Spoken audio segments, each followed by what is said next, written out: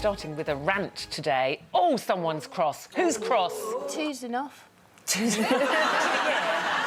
Two pictures So many times I can go, oh, in its nappy, oh, out its nappy. I mean, I'm not joking here. My friends with the kids, I mean, I've got loads of pictures of the kids when they were younger, and of course I wasn't into social media then.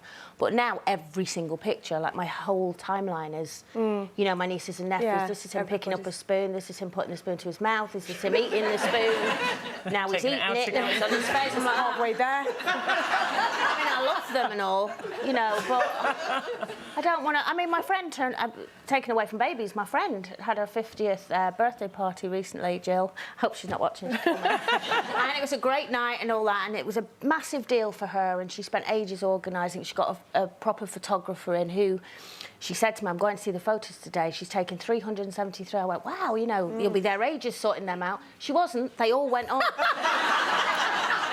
Do you? No, all went on my Facebook page. 370 odd pictures, and I was like, I actually left her a message saying, I'm so happy for you that you had such a great night, but I am going to unfriend you if I see one more picture. You know what drives me mad? Cling film. Oh. Cling film. What is it about cling film? You buy a new one, you undo it really, really, really, really carefully, you pull out the required amount, you get it over the thing, then a bloke uses it and it's back in the thing. Look, Janet, I think blokes use this one, obviously, because they haven't even got the box anymore. Oh, I hate when that happens. I've tried to find the end. You know, when it starts going and then you've got just one end doing that. There you go. Yeah. Thought there's a little challenge for you. Don't set her off. She'll be so good. Oh, no. And then what about people that don't even use the box? They say, oh, we don't need the box, we just do it with a knife.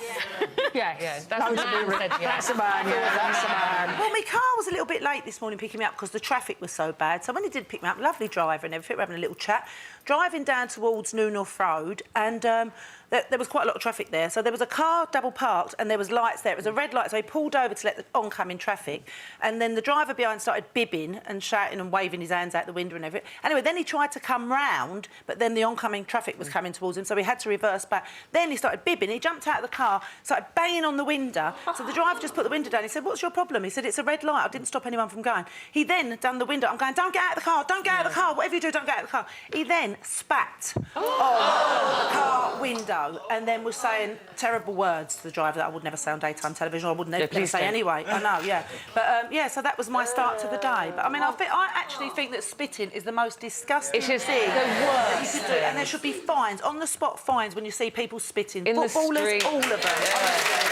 I hate this assumption of inheritance, that you just assume that you will be inheriting things from your family. As far as I'm concerned, you know, what is my mum's is hers. It doesn't automatically belong to me. If she chooses to leave me something, please do, Mum. That would be very nice. As my sister and I assume she will, but I don't bank on it. I think it's really rude to even ask. I have no idea how much money my mum has, or if she intends to leave it to me. I don't think it's anybody's business. I have no intention of telling anybody else. Mind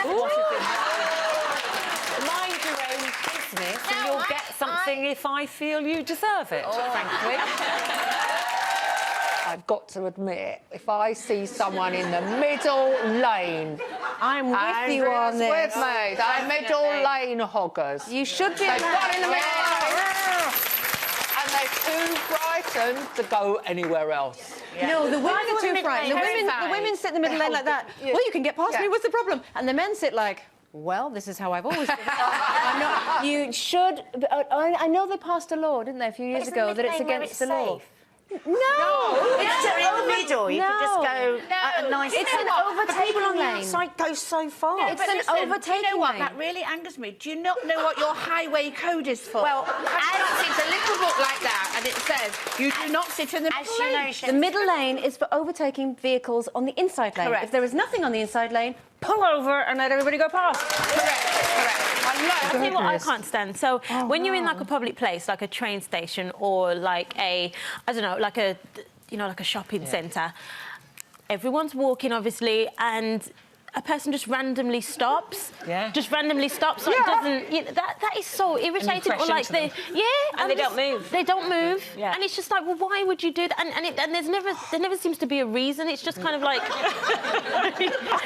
I'll be here all night. I mean, I'm always banging on about this, about how it's so unfair that you can buy a ticket for a train and then full price and then stand for hours and hours because there's no seats. Like, we were coming back from Edinburgh. Mark had just run the marathon, and you've had this happen to you as well, haven't you? And there was the train was cancelled, so we didn't have any seats because, you know, they just push everyone onto the seat before. And he had to stand all the way from Edinburgh, having just run the marathon. Why should we pay? I can't remember what it was. Something like £200 to stand up for 4 hours. Yeah, and also, and then when you want to try and claim something back, it's always, well, here's a form, ring up this number, no one ever answers, and then it's here's a form, and in the end you just think, oh, I can't be bothered. Well, you need a password for everything. Buy a pair of socks online, password required. Buy, you know, supermarket shop, password required. It drives me mad. And then you have that thing with banks where you have the security question. You can never remember what you put So, down. Janet, what is your favourite place? And I go, I don't know, give me a clue! What is your first car? And I go, Mini. No, it isn't. It's smart so-and-so sitting in the third world or whatever, dealing with this call. I get so annoyed, I have to put the phone down. The thing is, you can't buy anything online now without registering. So, you know, it'll say, would you like to start an open account? I go, no, I just want to buy this shampoo. And then you have to put a password. And then 6 months later, I think, oh, that's quite nice, I'll order some more of that. I can't remember a password. And I do all those versions of what I think it is with adding numbers. 3, 2, 1, 1, 2, 3. And that's the thing, like, nowadays, if you have a password, you now have to have a numerical sign and a capital letter and, you know... So like that? Who's going to remember that? Exactly. I have been, you know, on the train or whatever, or transport, when... You know, when you see, like, an elderly person standing there, and you do look around thinking... and I'm standing as well, but the elderly person is standing, you think, not one person you do is getting up. Sometimes I've done that before. I always offer my seat to somebody elderly, and sometimes they get quite offended. They go, no, I'm fine. I would still rather offer it. And it's, I mean, it doesn't even have to be somebody elderly and frail. To me, it's like a respect for your elders. And, you know, my mum's nearly 84, but she's not frail. But I would expect if she was on a train or a bus, I would like to think that So would you expect me to give my seat up for you? For me, absolutely. Last week, Bank Holiday weekend, was the noise. It was incredible. Thank you. I mean, go to the park. Once you went in the park, there was a bloke with a broom or a rake just raking up leaves. Now, leaf blower. And you're lying in your garden, lawnmowers from 8 a.m. Didn't people just only used to do their lawns like Sunday afternoon? Well, I always remember there was always a bit of, you know, healthy respect for your neighbours' bank holidays and Sundays, because Saturday would have been the day if you were going to mow the lawn or maybe have a bonfire. But I always remember my mum would say to my dad, no, you can't mow the lawn, it's bank holiday Monday. People would be in their gardens relaxing. You know, and I was at my mum's relaxing or trying to bank holiday weekend, and suddenly it was like Then you've got stone cutters as well. People think, oh, I haven't quite finished that bit of path, I'll just get the stone cutter out. Or the strimmer. I mean, even I do admit strimmer is highly addictive. You get through. Just tidy up that bit of hedge. Or the other one, which I have to say I love, is the power washer. You know, you can do your paths. And then you get a bit carried away, do everything. Dog, husband. Yeah.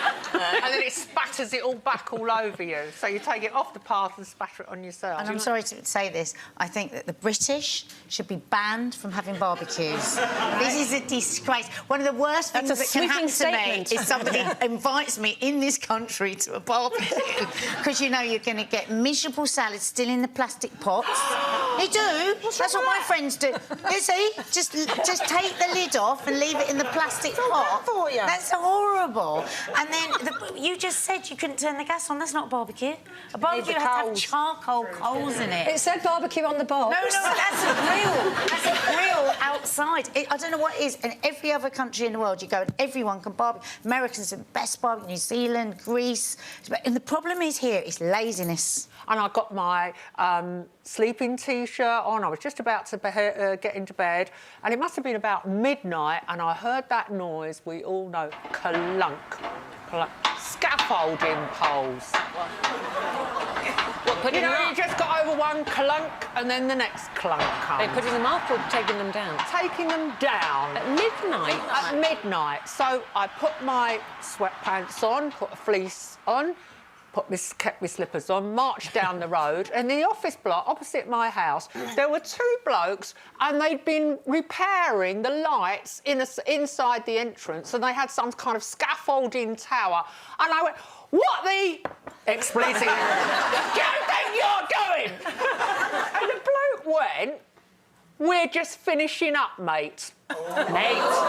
We're just finishing up. He was brave. JSP, mate. No. At 10 past 12. And I went, "I live here, other people live here." And as I was ranting at them, he went, "I'm just doing my job, maintenance." I said, "Well, don't do it at night. What about all the people that live around here?" And I heard the window in the flats opposite open and someone shouted, "God for you, Janet, we haven't been able to..."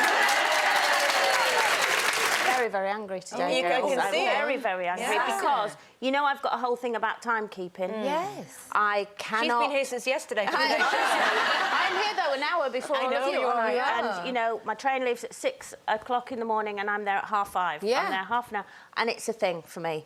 And I hate people being late. I think it's the height of rudeness.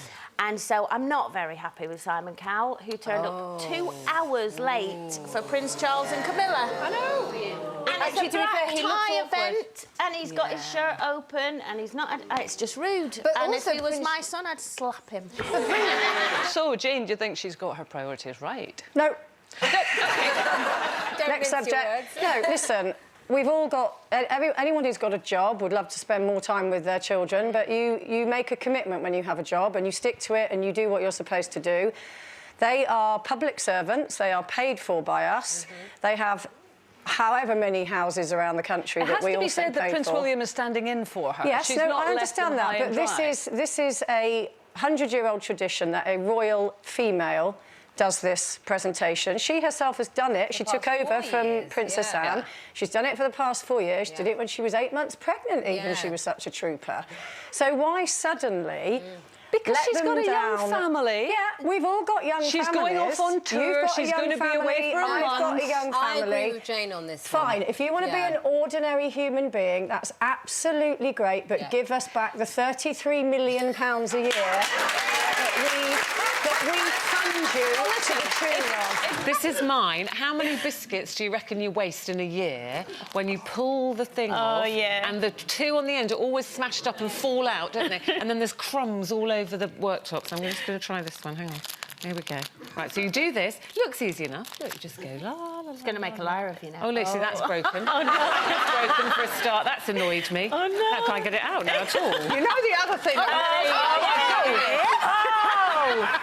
at the thing. Oh, They're look, actually you see? smashed anyway. What a waste of a biscuit. Oh, that I is. know, but that one hasn't. You know what really gets me? Always has as a kid and still does now? Sirens. I always think, I mean, I know they have to be loud and they have to flash, but they have to be that loud. They literally go by and I'm like, all right. What about on the train? Like, for everybody coming back from their bank holiday weekend, would they have got 5 minutes silence on the train? No. You have the ticket restrictions. If you've got this ticket, you can't get on. If you've got that ticket, forget it, get off now. And by the way, we're at our next calling point. The calling point's coming up. No, we've left the calling point. And I'm the onboard team manager, i.e. the guard. And by the way, if we haven't annoyed you enough, here's the menu from the buffet, now called the onboard cafe. You know, this is not a great message, is it? Oh, I'm to be just sending so to young furious girls? about how moronic this is. It's just, we talk about this all the time.